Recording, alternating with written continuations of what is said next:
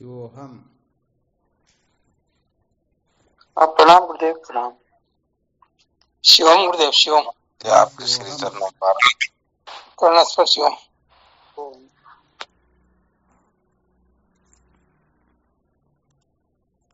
आवाज आ रही है? प्रणाम गुरुदेव, शिवोहम। हाँ शिवोहम। हरि गुरुदेव।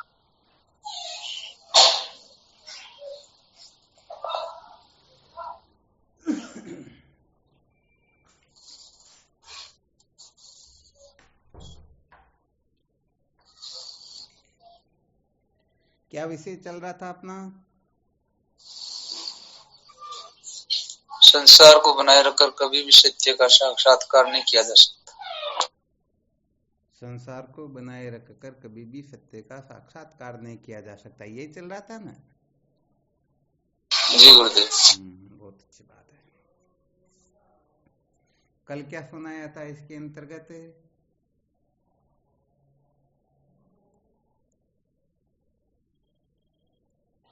प्रणाम गुरुदेव। हाँ शिवो।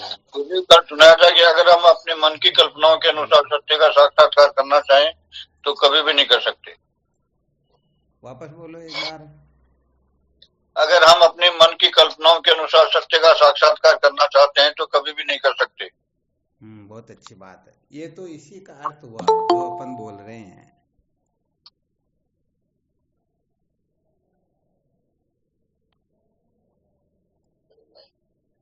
कल बताया था किसी भी वस्तु की प्राप्ति उसके नियम से ही होती है,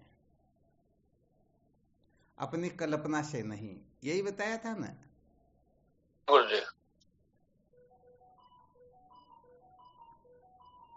यदि हम चाहे कि इस वस्तु को इस प्रकार से या उस प्रकार से प्राप्त कर ले तो ये संभव नहीं होता है।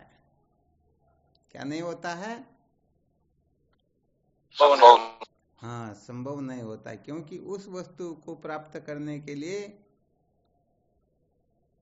जिन जिन पहलुओं पर विचार करना होता है या जो जो शर्तें पूरी करनी होती हैं या जिस प्रकार से उस वस्तु का साक्षात्कार किया जा सकता है उसी प्रकार से हम करेंगे तो निश्चित रूप से उस वस्तु का साक्षात्कार हो जाएगा। जैसे किसी भी वस्तु को देखने के लिए आंख प्रमाण होती हैं। क्या प्रमाण होती हैं? आंख प्रमाण। हाँ, आंख प्रमाण होती, बाकी प्रमाण नहीं होते हैं। तो रूप को देखने के लिए आंख की ही आवश्यकता है। अब यदि कोई आंख बंद करके फिर उस वस्तु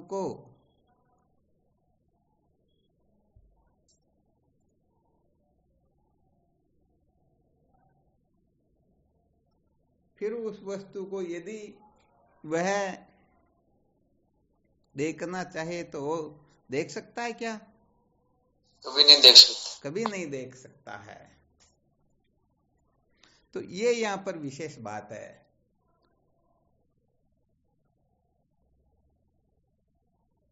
तो यहाँ पर स्वतः ही अपनी जो कल्पना है वह कट गई या नहीं कट गई? कट गई। हाँ, वो तो बिल्कुल कट गई, क्योंकि हम तो जिस प्रकार से अनात्म वस्तुओं को प्राप्त करना चाहते हैं उन वस्तुओं को ही उस परम सत्य के साक्षात्कार में प्रयुक्त करना चाहते हैं, तो ये कभी संभव हो सकता ही नहीं। जिस प्रकार से देखो, खेती करने वाले 6 महीने तक इंतजार करते हैं। गेहूं बोते तो टाइम लगता है या नहीं लगता है? लगता है। तो हम सोचते हैं देखो गेहूं प्राप्त करने के लिए हमें 6 महीने तक मेहनत करनी पड़ती है, तो परमात्मा क्या इतने सस्ते हैं कि वो बिना मेहनत मजदूरी के ही प्राप्त हो जाए? सुबह से शाम तक हम मजदूरी करते हैं तो 500 रुपए कमा पाते हैं, तो क्या परमात्मा इसे भी सस्ते हैं क्या कि ऐसे ही प्राप्त हो जाएंगे? किसी से मिलना हो तो उसका इंतजार करना होता है। ऐसे करके संसार के अंतर्गत कितनी ही जगह पर कुछ न कुछ पकड़ना छोड़ना होता है। तो इसका मतलब यह नहीं है कि परमात्मा तत्व की जो प्राप्ति है वह भी इसी प्रकार से होगी। बस इस प्रकार की जो कल्पनाएं होती हैं, इन कल्पनाओं को ही कहते हैं संसार को बनाए रखने का आग्रह। ध्यान देना अच्छी तरह से। क्या कहते हैं? संसार का आग्रह। हाँ, मकान बनाते तो कितना टाइम लग जाता है, कहीं पर पहुंचना हो तो कितना चलना पड़ता है। तो संसार दशा के अंतर्गत किसी भी वस्तु को प्राप्त करने के लिए बहुत मेहनत मजदूरी करनी पड़ती है, तब जाकर के उस वस्तु को प्राप्त कर सकते हैं। तो हमारे अंतःकरण में इस प्रकार के संस्कार अनादि काल से बैठे हुए हैं कि ये वस्तुएं इतनी सस्ती नहीं हैं, तो फिर परमात्मा की प्राप्ति हमारे से थोड़े हो सकती है। हाँ, यहाँ पर बहुत सारी हंसने योग्य बातें भी सुनने को मिलती हैं। कोई तो यहाँ तक कहते हैं कि अपने शरीर के ऊपर ये पेड़ पौधे लग जाए, आ रहा समझ में, ऐसा हो जाए वैसा हो जाए, फिर भी परमात्मा की प्राप्ति नहीं होती। तुम कहते हो चुटकी बजाएं और परमात्मा की प्राप्ति, ये संभव ही नहीं है। और कहते भी है, जन्म जन्म मुनि जतन कराई, अंतराम कहीं आवत नहीं। मुनिजन जन्म जन्मांतरों से ये अभ्यास करते हुए आते हैं, फिर भी वो चूक जाते हैं। और ये वेदांत के महात्मा कहते हैं कि हम चुटकी बजाएं और कृतार्थ कर दे, ये कैसे हो सकता है? तो कुल मिलाकर के हम अपने आग्रह से, अपनी कल्पना से यदि परमात्मा तत्व का साक्षात्कार करना चाहे तो हम कर नहीं सकते हैं। यहाँ पर यही सिद्ध करना है, यही बताना है, यही संकेत करना है। अच्छा, विचार करके देखो, ऐसा क्यों नहीं है, क्या कारण है? ऐसा कोई सूत्र बता सकते हो क्या, जिस सूत्र से सिद्ध हो जाए कि परमात्मा तत्व की प्राप्ति जो है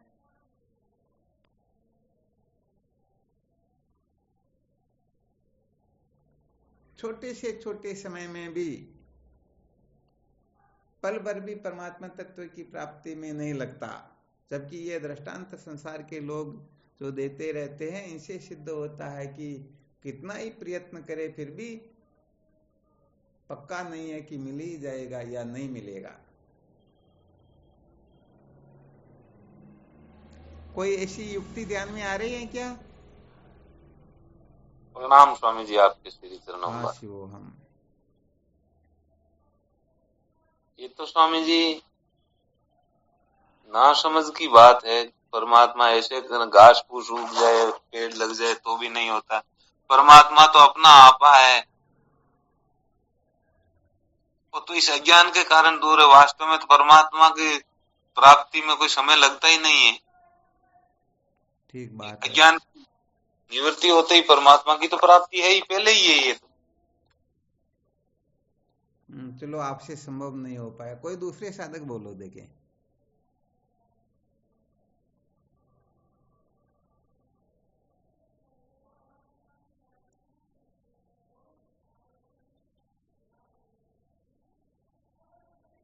प्रणाम गुरुदेव आपके चरणों। हाँ शिवम बोलो।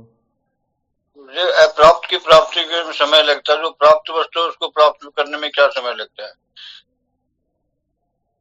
जैसे सूर्य निकलते अंधकार अपने आप ही चला जाता है। नहीं, केवल इतना ही बताना, ज्यादा बोलेंगे तो फिर गड़बड़ हो जाएगी, फिर वो उपदेश देना हो जाएगा। यहाँ पर कहने का मतलब ऐसा तर्क प्रस्तुत करना है जिस तर्क से सिद्ध हो जाए कि इसमें समय लगता है और इसमें नहीं लगता। अब आप तो सिद्धांत का कथन करने लग गए हो, जबकि यहाँ पर तो वेदवादी सारे बैठे हुए, सबको सिद्ध करके बताना। तो यहाँ अपना सिद्धांत काम थोड़े देगा, उस सिद्धांत को सिद्ध करने का सूत्र क्या, फॉर्मूला क्या है। जैसे दृष्टांत जो होता है ना, वादी प्रतिवादी दोनों को मान्य होता है या नहीं होता है?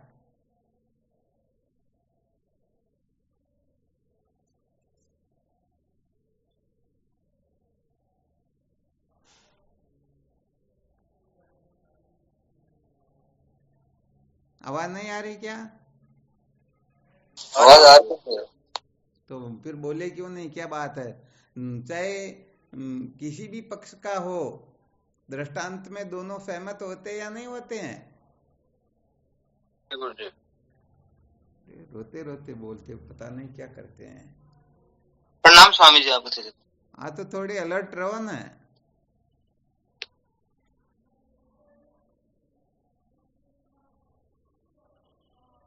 तो यहाँ पर सूत्र ऐसा प्रस्तुत करना होता है जिस सूत्र को चाहे भेदवादी हो चाहे ये हो, ये दोनों ही स्वीकार करे उस सूत्र को, और फिर उस सूत्र से सिद्ध करके बताए, तब जाकर के बात कुछ और होती है।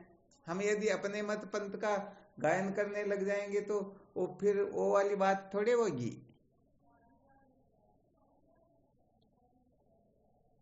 यहाँ पर कर्म और ज्ञान दोनों को लेकर के सबसे पहले ऐसा सूत्र, ऐसा फॉर्मूला प्रस्तुत करना है जिस फॉर्मूले में ये दोनों ही सहमत हो, और फिर उस फॉर्मूले से सिद्ध करना है कि इस कारण से परमात्मा को प्राप्त करने में समय नहीं लगता है।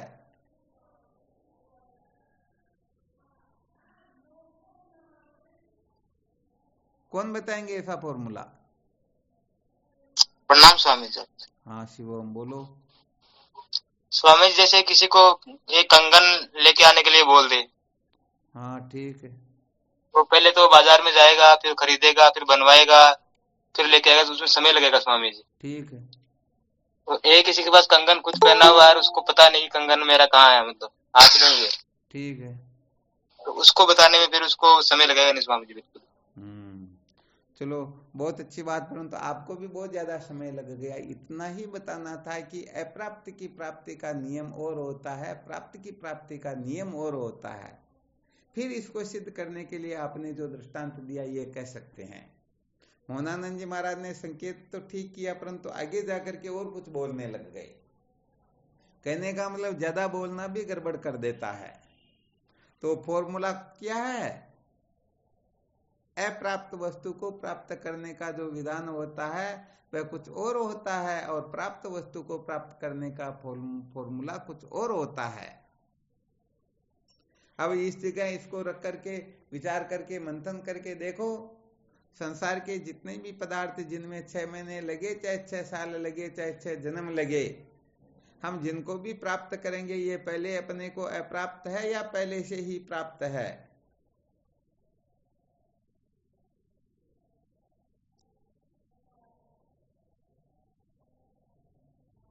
इतना भी ध्यान नहीं आप लोगों को क्या? अप्राप्त गुरुदेव, अप्राप्त है। हाँ अप्राप्त है, इसीलिए 6 महीने का इंतजार करना पड़ता है, इसीलिए दिन भर मजदूरी करनी पड़ती, क्योंकि अपने पास में 500 रुपए नहीं है। 6 महीने तक इंतजार करना पड़ता है क्योंकि अपने पास में गेहूं नहीं है, और कोई 2 दिन में आने वाला है तो उसका इंतजार करना होता है कि वो 2 दिन के बाद में आएगा, क्योंकि अपने पास में अभी है नहीं।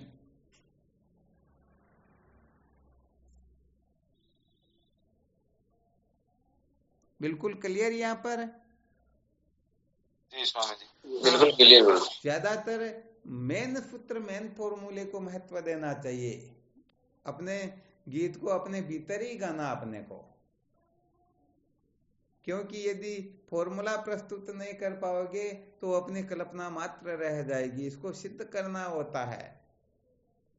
तो श्रुति युक्ति अनुभूति से जो निर्णीत वस्तु होती है वह ध्रुव सत्य होती है।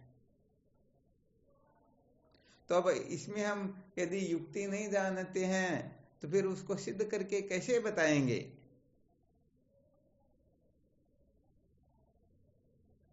युक्ति होनी चाहिए या नहीं होनी चाहिए? होनी चाहिए। जैसे समझो श्रुति माता ने कह दिया, या कोई बहुत बड़े विद्वान ने जो जीवन में कभी झूठ नहीं बोलता है, उसने कह दिया भाई एक 25 हाथ का वट वृक्ष मैंने देखा, और उस 25 हाथ के वट वृक्ष के ऊपर जो कोंपले थी उस कोंपले को 2 दिन का बकरी का बच्चा खा रहा था। तो यह संभव हो सकता है क्या?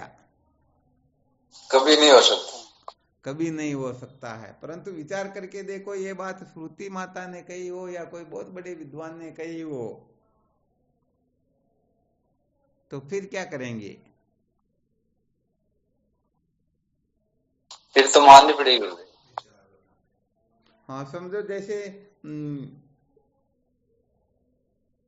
वो खजूर लंबी कितनी होती है? खजूर तो देखा ना, 25-30 फीट तक लंबी होती हैं। कोई कह दे 25-30 फीट की खजूर को देखा और उसके जो खजूरे थे उसको 2 दिन का बकरी का बच्चा खा रहा था, या एक 3-4 साल का बच्चा तोड़ तोड़ करके फिर खा रहा था। अब इसको अपन मान सकेंगे क्या? कभी नहीं मान सकते। कभी नहीं मान सकते हैं। अच्छा, दूसरे कोई साधक बता सकते हैं क्या? इसको युक्ति से सिद्ध करना समझो। कैसे सिद्ध करेंगे?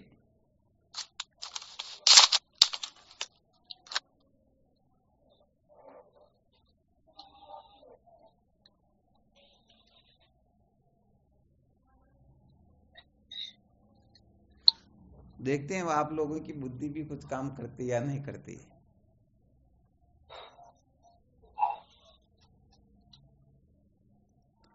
और यदि काम नहीं करती हो तो हरिद्वार आ जाओ यहाँ पर। हम तो पहुंच गए हरिद्वार।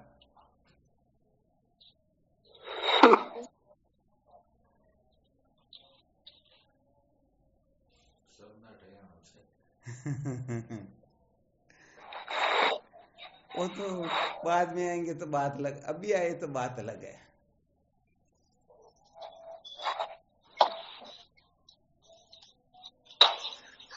आप तो मोतीलाल अंत में वही आना लेकर पड़ेगा। आ गए। क्या हुआ? आना तो पड़ेगा अपन को वहीं पे। आवाज कट रही है।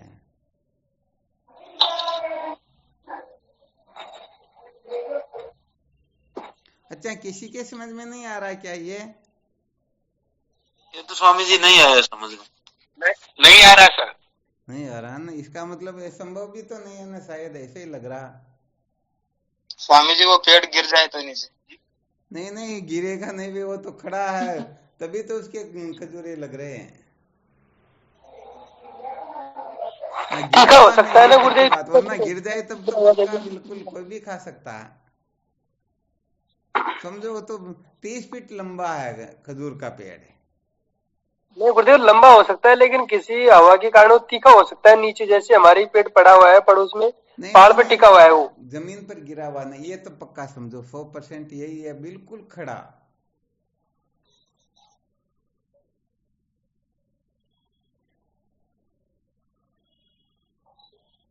देखते किसी का दिमाग शायद काम कर जाए। मोतीलाल जी, आपका काम करता हो तो देख लेना। बड़ी बिल्डिंग में हो पेड़। गुरुदेव कोई बड़ी बिल्डिंग है और शायद 3 मंजिली किनारा पर अगर ऊपर बच्चा बैठा और वो उसके बराबर का हो तो देखो दिमाग काम कर गया ना, किसने कहा नहीं काम करेगा? अरे तो कैसे न कैसे करके सिद्ध करके बताना ना। 3 मंजिला यदि किसी का बंगला बना हुआ हो और उसके पीछे ही कोई खजूर लगी हुई हो, 30 फीट ऊपर क्यों ना हो, एक छोटा सा बच्चा भी उनको तोड़ करके खा सकता है या नहीं खा सकता? कर सकता है। पहले वो बकरी के बच्चे का दृष्टांत दिया तो उसके अंतर्गत कुएं के अंतर्गत पेंदे में वो वट वृक्ष लगा हुआ था और वो 25 फीट लंबा हो गया था, और 2 दिन के वो बकरी का जो बच्चा था उसकी कोंपलें खा रहा, तो संभव नहीं है क्या? संभव है। संभव है गुरुदेव। अरे बाकी ये फैजानंद जी समझते मेरे जैसे संसार में कोई ज्ञानी नहीं, परंतु कहते कि संभव नहीं, तो फिर क्या निहाल करोगे? असंभव शब्द तो अपनी डिक्शनरी में होना ही नहीं चाहिए। गुरुदेव समझ में नहीं आया ये। हाँ, समझ में नहीं आया इसका मतलब संभव ही नहीं क्या? ये नहीं, कहना संभव चाहिए को मेरी समझ में नहीं आया, हो सकता सत्य हो परंतु हम नहीं समझ पा रहे हैं। क्या तो यही है गुरुदेव, कोई समझ में नहीं है, असंभव को नहीं कहा। चलो बहुत अच्छी बात है। महापुरुष जो कहते हैं वो असंभव होता ही नहीं है कभी।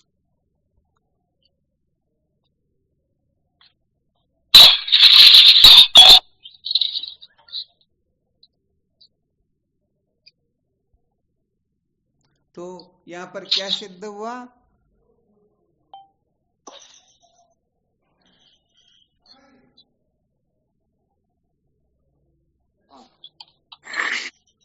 अप्राप्त की प्राप्ति होगी गुरुदेव? अप्राप्त की प्राप्ति होती है कर्म से,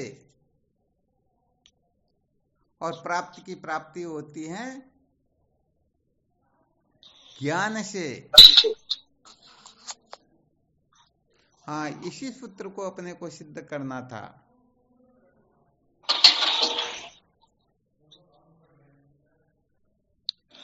अब विचार करके देखो, परमात्मा तत्व के सिवाय जो कुछ भी है सारा का सारा अनात्म प्रपंच, ये अपने को अप्राप्त होता है या प्राप्त होता है पहले से ही?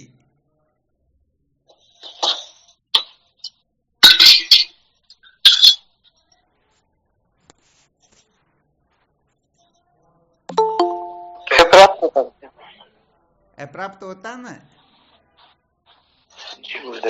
और अप्राप्त का क्या नियम बताया था?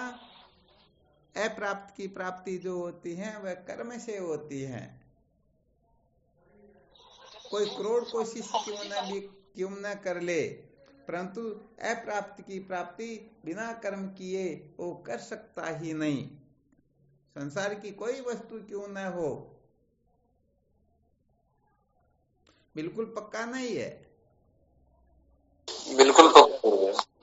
और जो वस्तु पहले से ही प्राप्त होती है, उस वस्तु को प्राप्त करने के लिए कर्म की आवश्यकता नहीं होती है, बल्कि विचार की आवश्यकता होती है।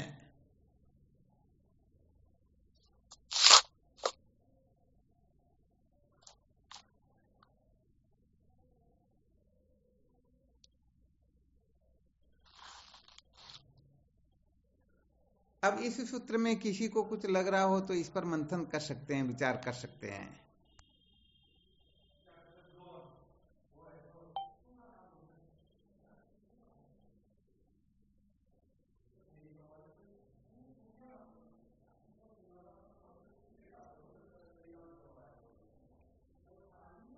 आप एक तो बोलते नहीं हो तो लगता है कि उत्साह शायद है ही नहीं। नहीं गुरुदेव, वो जोर को उठता है। तो फिर मौन क्यों होते हो, क्या बात है? यहाँ पर कोई कथा थोड़ी सुना रहे जो बैठ करके सुनना। यहाँ पर तो प्रश्नोत्तर चल रहा, तो हाँ ना में जवाब भी देना चाहिए, कुछ शंका हो तो वो भी करनी चाहिए, और कुछ सूत्र और भी अपने अनुभव में प्रकट हो रहा तो उसको भी थोड़ा बताना चाहिए, ताकि पता लगे कि किसकी समझ क्या काम कर रही है। जैसे ऐसे बैठे रहते हो कि प्रसाद बट रही, बस अपने को लेना खाना मजे लेना, ऐसा थोड़े होता क्या?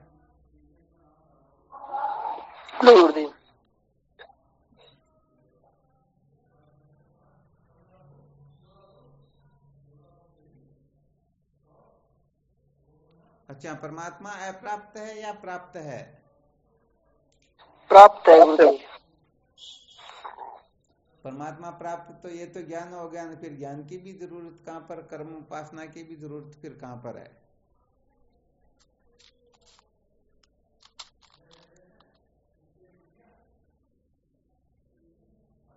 तो यहाँ पर सर्वप्रथम साधक जो है, जब तक विवेकादि साधन उदय नहीं होते हैं तब तक वह अपने हिसाब से जैसे संसार के पदार्थों को प्राप्त करता है, उसी प्रकार से उन वस्तुओं को प्राप्त करने की चेष्टा करता है।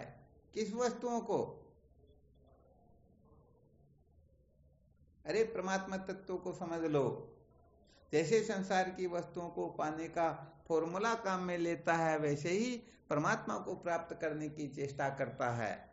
और इस प्रकार से चेष्टा करते करते बहुत सारे फॉर्मूले अपना चुका होता, और फिर भी परमात्मा तत्व का अनुभव नहीं होता है, शांति नहीं मिलती है, दुखों की निवृत्ति नहीं होती है। तब उसके हृदय में इस प्रकार का विवेक जागृत होता है कि भाई कहीं ना कहीं पर गड़बड़ जरूर हो रही है।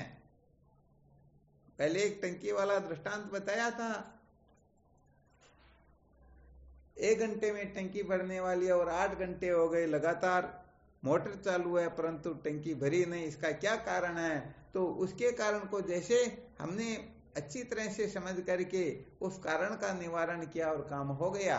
तो ऐसे ही साधक जब अनंत जन्मों से साधन भजन करते हुए, क्रिया चेष्टा करते हुए, जब तक तीर्थवर्त पूजा पाठ करते हुए जब सचमुच में परम शांति का अनुभव नहीं कर पाता है, ऐसा समझना चाहिए अपने द्वारा जितनी भी अक्ल होशियारी लगाई जा सकती हैं उनसे यदि काम नहीं होता है तो फिर वह ऐसे महापुरुषों की खोज करता है जिससे उनको कुछ न कुछ सहायता मिल ही जाती है। इसीलिए तो सत्संग को सबसे श्रेष्ठ बताया गया है। सत्संग से श्रेष्ठ और कोई वस्तु होती ही नहीं।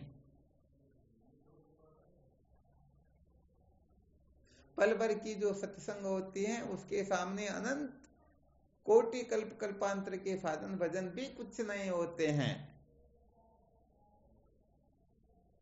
अच्छा, ये कुछ क्यों नहीं होते इसका थोड़ा दिग्दर्शन करवा सकते हो क्या? हाँ, थोड़ा सार रूप में, ज्यादा नहीं बताना, केवल सूत्र बताना अपने को, बिल्कुल शॉर्ट रूप में। सच्ची बात के सामने झूठ बात नहीं चलती। इतना टाइम थोड़ी है क्या?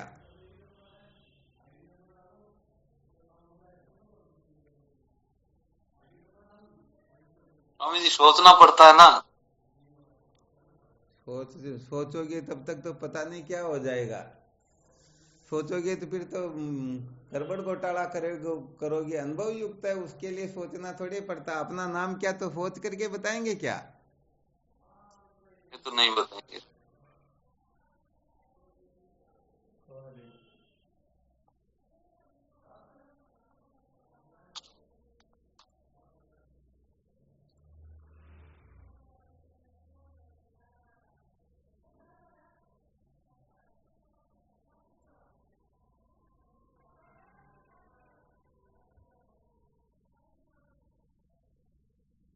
जब तक जो है स्वामी जी, ये तो कर्म है, कर्म से परमात्मा की प्राप्ति नहीं होती है। फिर गड़बड़ घोटाला कर दिया गया, क्या करें वो आपका।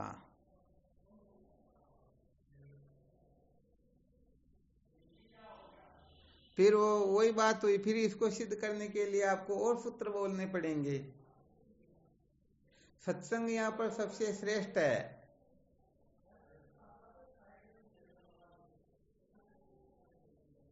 आप जब भी बोलते हो केवल सिद्धांत का कथन करते हो, ऐसी युक्ति प्रस्तुत नहीं करते हो जिससे वो फॉर्मूला सिद्ध हो।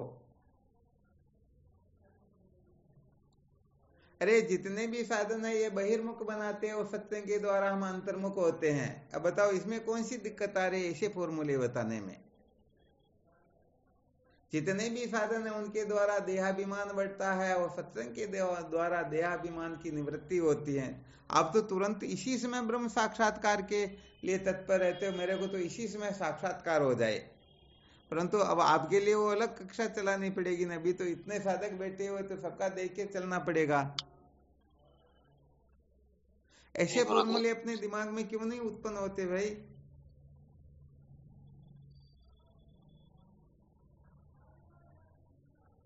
अच्छा, अभी बताइए उस प्रकार के कोई फॉर्मूले और बताओ।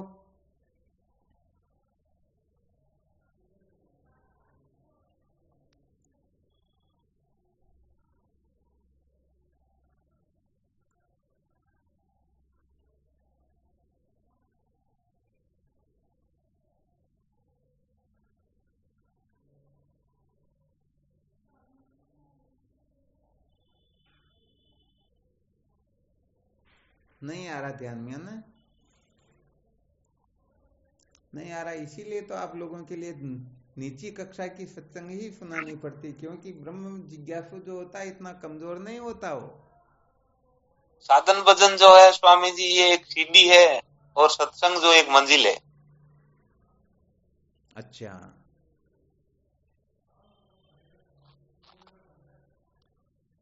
साधन भजन तो वापस बोलो इसी सूत्र को। साधन भजन एक सीढ़ी है। साधन भजन, हाँ, जितने साधन है वो एक सीढ़ी है। तो सत्संग भी तो साधन ही हुआ ना। ये मंजिल कैसे हो जाएगी फिर? परमात्मा है मंजिल। यहाँ पर भी थोड़ी बहुत गड़बड़ तो शायद लग रही, और बाकी साधकों को पहुंच लेते भाई, उनको शायद नहीं लग रही हो। तो सत्संग मंजिल हो गई। सत्संग से तो विवेक जागृत होता ना। सत्संग से विवेक आ जागे, तन मन वचन दोष दश भागे। बिनु सत्संग विवेक न होई, राम कृपा बिनु सुलभ न सोई।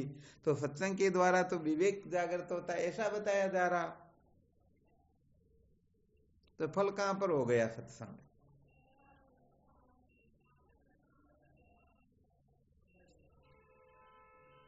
सत्संग साधन ज्ञान का ऐसा आता नहीं आता बहुत सारी जगह पर?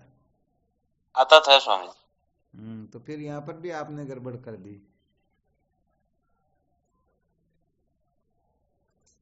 प्राप्ति को प्राप्ति कर सकते हैं ज्ञान से।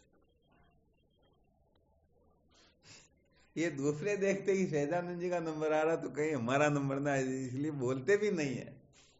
बड़े खतरनाक साधक वास्तव में। स्वामी जी कितना देहाभिमान भरा रहता है कि हमारे कहीं चोट न लग जाए, हमारा अपमान न हो जाए। हाँ शिवम बोलो। सत्संग साधन भी और साध्य भी है। अच्छा सिद्ध करके बताओ, बहुत अच्छी बात है। सत्संग में जाते हैं तो कर्म योग हो जाता है, बैठते हैं तो भक्ति योग हो जाता है, और उनको सुन के समझते हैं तो ज्ञान योग हो जाता है। अच्छा तो भी यहाँ पर ये देखेंगे ज्ञान योग जो ये साध्य है क्या? ज्ञान भी तो साधन हुआ ना। हाँ तो साधन ही तो है ना स्वामी जी। नहीं आपने बताया सत्संग साधन भी है और साध्य भी है यहाँ पर। हाँ तो साध्य की उपलब्धि, साध्य ज्ञान के द्वारा साध्य की उपलब्धि हो जाती है। ज्ञान के द्वारा साध्य की होगी तो इसका मतलब साध्य तो कोई और हुआ ना, ज्ञान भी तो साधन नहीं सिद्ध हुआ यहाँ पर। तो थोड़ा और कर्म योग, भक्ति योग, ज्ञान योग तीन ही साधन ही है। तीनों साधन तो सत्संग के द्वारा कर्म योग, भक्ति योग, ज्ञान योग तीनों ही सिद्ध हो रहे समझो। हाँ कहने का मतलब जैसे हम अपने यहाँ से निकल करके संतों के सानिध्य में जाते तो वहां जाकर के जाते हैं तो जितना भी हमारा चलना हुआ ये कर्म हो गया, योग हो गया। और वहां पर श्रद्धापूर्वक बैठे हुए हैं तो ये भक्ति योग हो गया, और ध्यान दे करके सुन रहे हैं, मंथन कर रहे हैं, विचार करे तो ये ज्ञान योग हो गया। जी स्वामी। तो यहाँ पर सत्संग साधन ही हुआ न, साध्य थोड़े सिद्ध हुआ। आपने कहा था सत्संग साधन भी है और साध्य भी है। तो सुनने से जो विचार होगा, ज्ञान होगा, जो वो ज्ञान में हम हमारे विवेक में जो आएगा वो समझेंगे, वो परमात्मा को ही तो समझेंगे। परमात्मा को समझेंगे तो किसी, ये तो साधन ही हुआ ना सत्संग भी। ज्ञान भी तो साधन है, ज्ञान भी तो अज्ञान को ही तो निवर्त कर रहा, परमात्मा को प्राप्त थोड़े करवा रहा क्या? तो मैं भी तो यही कह रहा हूँ, साधन भी है साध्य भी है। फिर गड़बड़ करे तो साध्य कैसे कहने का? पहले तो ये बताओ साधन किसे कहते हैं, साध्य किसे कहते हैं? जिस साधन के द्वारा साध्य की उपलब्धि हो जाए, जिस साधन के द्वारा साध्य की उपलब्धि हो जाए उसे क्या कहेंगे? सत्संग। फिर गड़बड़ हो गई। तो फिर यहाँ जिस साधन का नाम क्यों लिया भाई? सत्संग के द्वारा हमको जिस वस्तु की प्राप्ति हो रही तो यहाँ सत्संग साधन हो गया ना, साध्य तो प्राप्त होने वाली वस्तु होगी ना। तो बोलना तो पड़ेगा ना स्वामी जी, वैसे थोड़ी कहेंगे। क्या करेंगे? बोलना तो पड़ेगा कि भाई चलो सत्संग में। नहीं वो तो बिल्कुल सत्य वचन आपके। अच्छा बाकी साधकों को ठीक समझ में आ रहा है क्या? ये गुरुदेव ये तो है तो साधन ही नहीं। भवानी शंकर जी जो कह रहे सत्संग साधन भी है, साध्य भी, बहुत अच्छी बात है, इसका विरोध नहीं कर रहे, परंतु इसको थोड़ा सिद्ध करके भी तो देखते हैं ना। तो सत्संग साधन है कहने का मतलब सत्संग के द्वारा कर्म योग, भक्ति योग, ज्ञान योग सब सिद्ध हो जाता है। परंतु ज्ञान योग के द्वारा भी हम किसी न किसी वस्तु को पाने के लिए तो ज्ञान का आश्रय लेते हैं। केवल यहाँ पर इतनी शंका भवानी शंकर जी के सत्संग साध्य कैसे साधन है, ये तो सब समझ रहे हैं। साध्य का मतलब जिसको हम प्राप्त करना चाहते हैं, साधन का मतलब जिनसे प्राप्ति होती है। जैसे किसी को हरिद्वार जाना है तो हरिद्वार तो उसका साध्य हो गया और बस साधन हो गया। अब बस को साधन भी कह दे, साध्य भी कह दे तो थोड़ी गड़बड़ होगी। तो यहाँ पर सत्संग को हम साधन कहे और परमात्मा को साध्य कहे तब तो ठीक है, परंतु सत्संग को ही साधन साध्य दोनों कह दे तो फिर यहाँ सिद्ध करना होगा। सत्संग के द्वारा ही तो स्वामी जी हमारा जो ज्ञान की निवृत्ति होती और नित्य प्राप्ति की प्राप्ति नहीं, तो यह मना थोड़े कर रहे हैं हम। सत्संग के द्वारा होता, बिना सत्संग के तो कल्पांतर तो कोई कुछ क्यों न कर ले फिर भी काम होने वाला नहीं है। परंतु प्रश्न इतना है कि सत्संग को हम साधन समझे या साध्य समझे।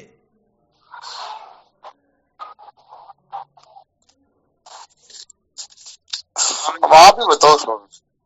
सत्संग तो है तो साधन ही नहीं, केवल प्रश्न यहाँ पर ये इसलिए उठाना का आपने कहा था सत्संग साधन भी है और साध्य भी है, इसलिए। अच्छा, आप ये बताओ अवान्तर प्रयोजन और परम प्रयोजन किसे कहते हैं? भवानी शंकर जी बोलेंगे, बाकी किसी को शूरवीरता नहीं दिखानी है। अवान्तर साधन तो परंपरागत साधन। चलो इस जगह पर जो वेदांत का विवेक होना चाहिए, चलो कोई बात नहीं। अब दूसरे कोई बोल सकते हैं। अवान्तर प्रयोजन शास्त्रों में किसको बताया और परम प्रयोजन किसको बताया गया?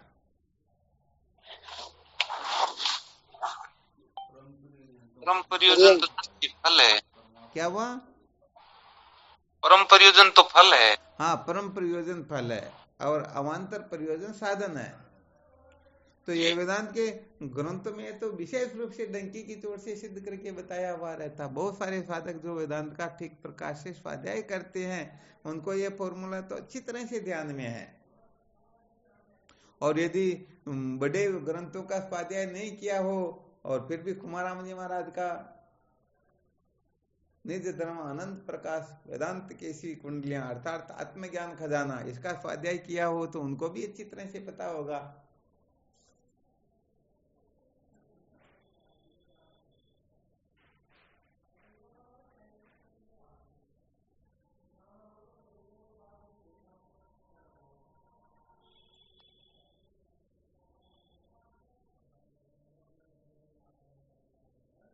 तो साधन और फल तो कोई बता नहीं रहे क्या? ध्यान में नहीं हो तो चलो कोई बात नहीं। किसी को ध्यान में है क्या अवान्तर प्रयोजन किसे कहते हैं और परम प्रयोजन किसे कहते हैं?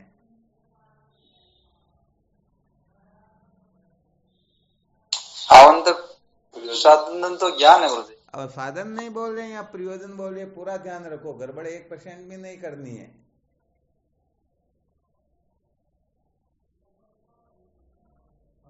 जिससे परम प्रयोजन की सिद्धि होती है उसे अवान्तर प्रयोजन कहते हैं। हाँ, बिल्कुल 100% सत्य। जिससे परम प्रयोजन की सिद्धि हो उसे अवान्तर प्रयोजन कहते हैं। परंतु इनका नाम भी तो लेके बताओगे तब है ना। अवान्तर प्रयोजन इसको कहते हैं, परम प्रयोजन इसको कहते हैं।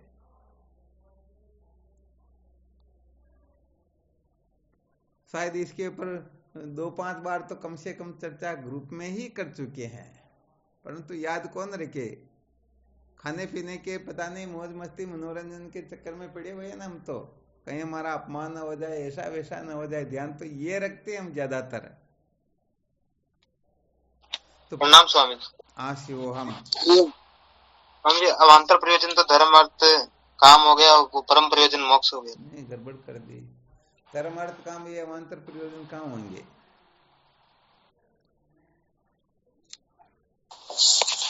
अवान्तर प्रयोजन स्वामी जी ज्ञान है, परम प्रयोजन मोक्ष। क्या बात है, देखो तेज सिंह जी महाराज पूरा ध्यान रखते हैं। हाँ, धन्यवाद है। तो अवान्तर प्रयोजन जो होता है उसको ज्ञान कहते हैं, परम प्रयोजन जो होता है उसको मोक्ष कहते हैं। भवानी शंकर जी सही है शायद ये तो? हाँ, ये तो ठीक है स्वामी, सही बात है, ये ध्यान नहीं था।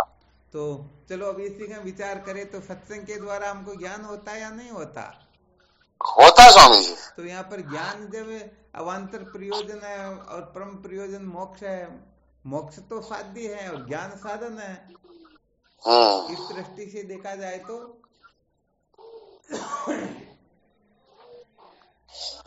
इस दृष्टि से देखा जाए तो भी सत्संग तो ये ज्ञान तो सत्संग से होगा ना स्वामी। हाँ बिल्कुल 100%। तो सत्संग साधन हुआ या साध्य भी हो गया? प्रश्न इतना था बस, और कुछ नहीं।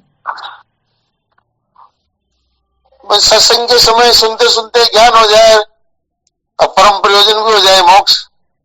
वाह, चलो कोई बात नहीं, धन्यवाद, बहुत अच्छा। तब आप हाँ नहीं, बहुत अच्छा, कोई दिक्कत नहीं। तो चलो अपने को इस जगह पर यही निश्चय करना है कि अप्राप्त वस्तु जो होती है उस वस्तु को प्राप्त करने का नियम कुछ और होता है और प्राप्त वस्तु को प्राप्त करने का नियम कुछ और होता है।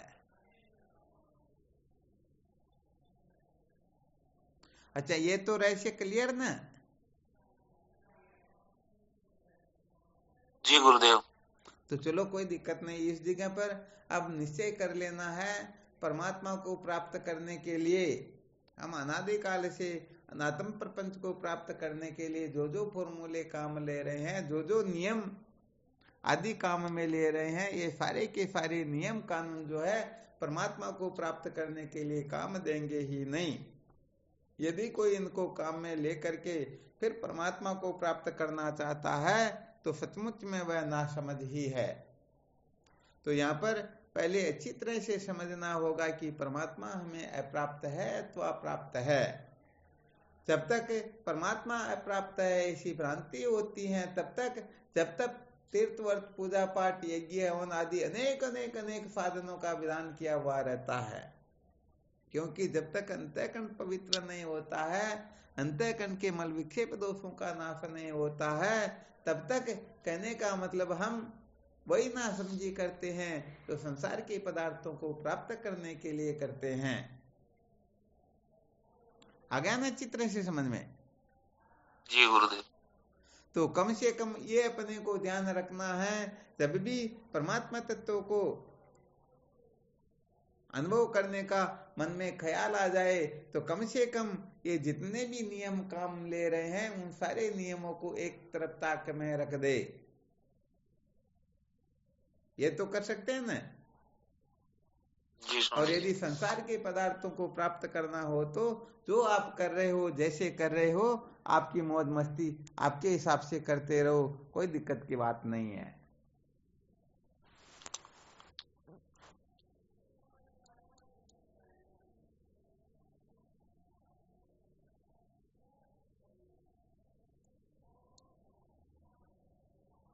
यहाँ किसी को कोई शंका हो तो देख लो। स्वामी जी ये ठीक ठीक समझ में नहीं है। क्या नहीं आया बोलो? ये जो अभी आपने समझाया नहीं गुरुदेव, क्या भाई ये एक तरफ ताक में रख दइए। हाँ बिल्कुल। तो ये बात पूर्ण रूप से समझ में नहीं आई स्वामी जी। हाँ, तो वैसे देखा जाए तो पूर्ण रूप से तब समझ में आ जाएगी जब हम सचमुच में केवल और केवल मात्र परमात्मा तत्व को ही प्राप्त करना चाहेंगे। क्योंकि होता क्या है, जैसे समझो अपने को सब्जी काटनी है, क्या करना है? सब्जी काटनी, तो उसके लिए चाकू की आवश्यकता होगी। जी बिल्कुल। चाकू चाहिए। अब समझो भोजन हमने बना लिया, अब अपने को भोजन करना है, अब उस चाकू को पास में रखेंगे या ताक में रखेंगे? ताक में रखेंगे। ऐसे ही सब जगह समझ लेना अपने को।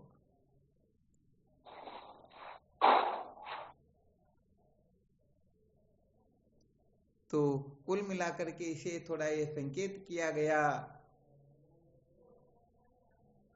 कर्म इंद्रियों की प्रधानता से जो कुछ भी किया जाता है इनके द्वारा नित्य वस्तुओं की प्राप्ति होती है, या अप्राप्त वस्तुओं को प्राप्त करने के लिए ये मन तक का जितना भी है ना, भावनाएं कल्पनाएं आदि, ये सारे के सारे अनात्म वस्तुओं को प्राप्त करने के लिए मुख्य रूप से साधन हुआ करते। परंतु नित्य वस्तु को प्राप्त करने के लिए यहाँ पर न देह का विशेष रोल होता है, न इंद्रियों का होता है, न प्राण का होता है, न मन का होता है। यहाँ पर तो बुद्धि का भी नहीं होता है। परंतु कौन सी बुद्धि का नहीं? जो बुद्धि रजतम से युक्त है उस बुद्धि का यहाँ उपयोग नहीं होता है, बल्कि रजतम से विनिर्मुक्त जो शुद्ध सत्व संपन्न बुद्धि है उस बुद्धि के द्वारा ही परमात्मा तत्व की प्राप्ति का उपाय किया जाता है।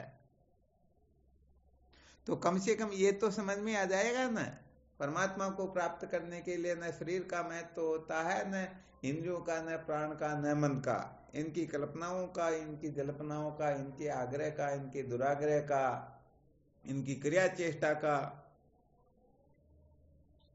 इतना तो समझ लेंगे ना? जी स्वामी जी।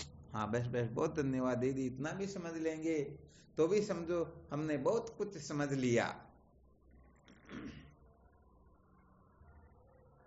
तो ये तो अपने को अच्छी तरह से मंथन करके निश्चय कर ही लेना चाहिए। अर्थात परमात्मा तत्व को प्राप्त करने के लिए विवेकादि साधनों से संपन्न होकर के इसी आगे की कक्षाओं के साधनों का हमें आश्रय लेना होता है, न कि विवेकादि साधनों से नीची कक्षाओं के साधनों का।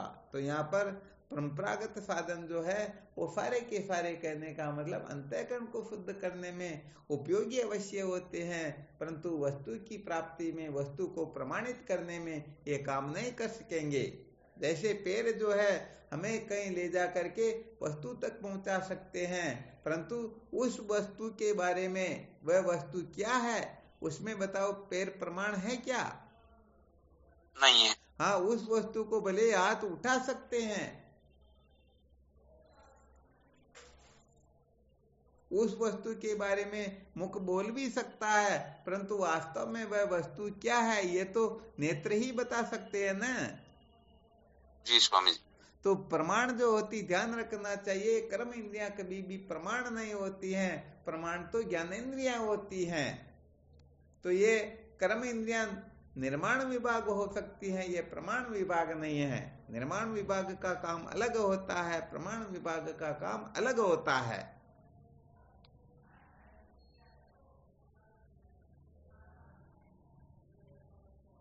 ठीक है ना? जी गुरुदेव, बिल्कुल। तो चलो इस जगह और मंथन करना, और कल की सत्संग में कुछ सूत्र उत्पन्न हो तो फिर उनकी शंका करना, ताकि उसी पर और मंथन करेंगे।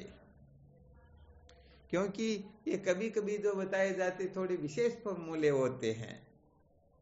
तो अपने को अप्राप्त वस्तु को प्राप्त करना हो तो ध्यान रखना, केवल और केवल मात्र कर्म को ही महत्व देना है। हाँ, ज्ञान के भरोसे बैठ जाओगे तो वह वस्तु सपने में भी मिलने वाली नहीं है, क्योंकि ज्ञान केवल और केवल मात्र अज्ञान को ही मिटाता है। और ज्ञान न तो कुछ उत्पन्न करता है, न किसी का नाश करता है। उत्पत्ति नाश करना हो तो इसके लिए फिर क्रिया चेष्टा करनी होती है। यदि स्वर्ग को बनाना हो, सालों के समीपे सारूप्य सायुज्य मुक्तियों को बनाना हो तो इसके लिए कर्म की आवश्यकता होती है। ज्ञान के द्वारा यह सिद्ध नहीं होती है, ज्ञान के द्वारा इनकी प्राप्ति नहीं होती है। तो अपने को केवल मात्र गड़बड़ घोटाला नहीं करना है। यदि निर्माण विभाग में भर्ती होना है तो प्रमाण विभाग के साधनों के चक्कर में नहीं पड़ना, और प्रमाण विभाग को महत्व देना है तो फिर ये निर्माण विभाग के जितने भी साधन है इनके पीछे पागल होना ही नहीं है। सत्य वचन। तो यहाँ पर संसार को बनाए रखकर कभी भी सत्य का साक्षात्कार नहीं किया जा सकता है, ये बात अच्छी तरह से सिद्ध हो जाती है। यदि कोई चाहता है नहीं नहीं हम संसार को बनाए रखकर फिर सत्य का साक्षात्कार कर लेंगे, तो समझो वह मृत तृष्णा के जल से प्यास बुझाने की चेष्टा कर रहा है।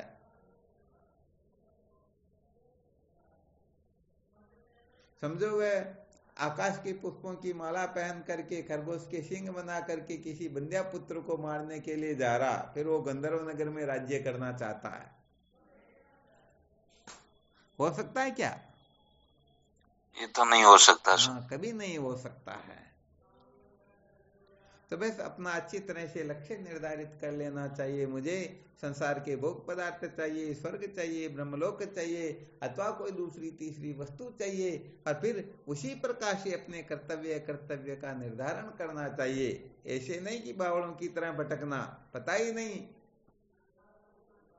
कंडक्टर ने कह दिया बताओ कहाँ का टिकट दे, भले नोट 2000 का दे दिया, टिकट कहाँ का दे, तो जहां आपकी मर्जी हो वहां का दे दो। ये समझदारी है क्या? नहीं है स्वामी जी। हाँ, इसलिए अपना ठीक ठीक लक्ष्य निर्धारित हो, और फिर उस लक्ष्य की प्राप्ति कैसे की जाती है इसका खूब अच्छी तरह से मंथन करके फिर उसी ओर अपने को पूर्ण रूप से प्रवृत्त कर देना चाहिए। अधूरे नहीं रहना चाहिए कि इधर भी मौज मस्ती करते रहे और इधर भी फायदा उठा ले। स्वामी जी सब। हाँ, वो ऐसे एक साधक बहुत कम दृष्टिगोचर होते हैं जो सचमुच में लक्ष्य बना करके उस लक्ष्य की प्राप्ति के लिए क्या करना क्या नहीं करना उसके लिए वो तत्पर रहते हैं। तो समस्त साधक इस जगह पर खरे उतरे, बस इतनी ही जी बात स्वामी जी। बतानी, इतना ही संकेत करना है। तो कुल मिलाकर के अपन गड़बड़ घोटाले में न रहे। चंद्र दर्शन के लिए जा रहे हैं और पूर्व दिशा की ओर जा रहे हैं दौड़े हुए, तो शुक्ल पक्ष की द्वितीया तिथि को जो चंद्र दर्शन करना है तो पूर्व दिशा की ओर भगेंगे तब काम चलेगा, या पश्चिम दिशा की ओर मुख करते ही चंद्र दर्शन हो जाएगा?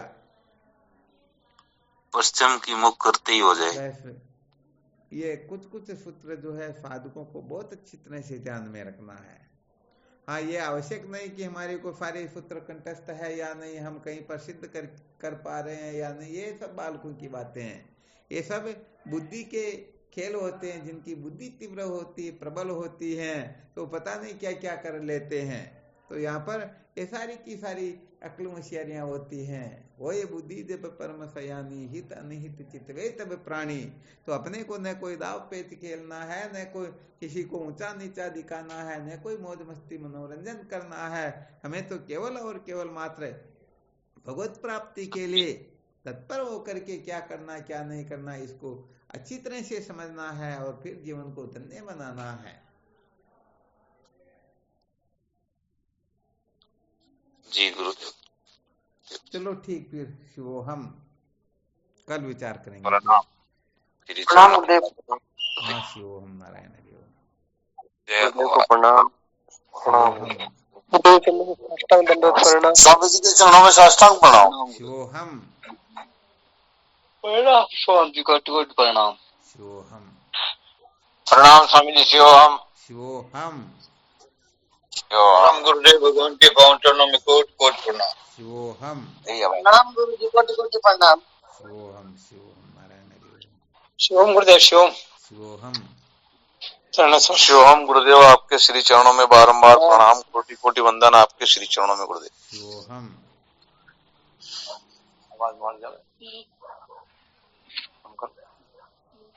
प्रणाम स्वामी जी, आपके श्री चरणों में कोटि कोटि बारंबार प्रणाम। शिवोहम प्रणाम गुरुदेव जी। प्रणाम। शिवोहम। हम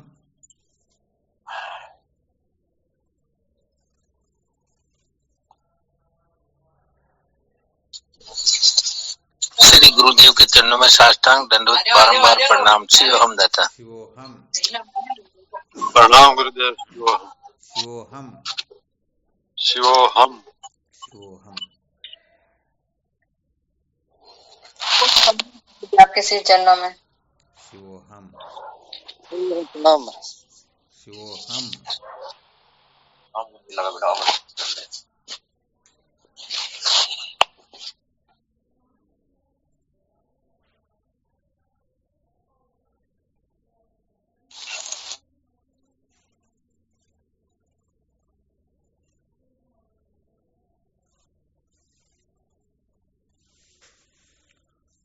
चलो ठीक, शिवोहम।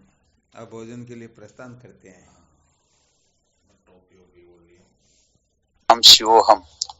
शिवोहम प्रणाम गुरुदेव। शिवोहम। शिवोहम शिवोहम। शिवोहम।